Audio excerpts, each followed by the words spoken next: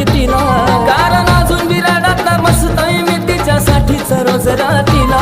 भले डोळ्यातून नाही हृदयातून